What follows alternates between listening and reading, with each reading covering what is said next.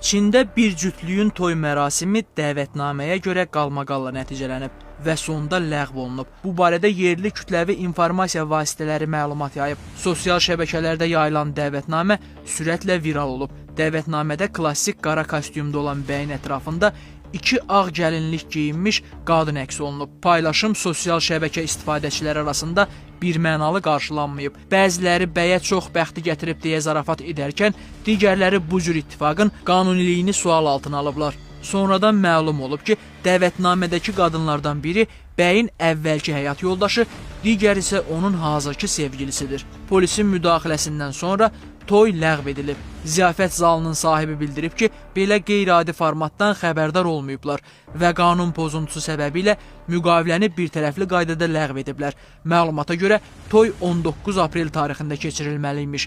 Hüquqşünaslar qeyd ediblər ki, bu kimi zarafatlar ictimai asayişin pozulması kimi qiymətləndirilə bilər. Xatırladaq ki, Çində çoxarvatlılıq qanunla qadağandır.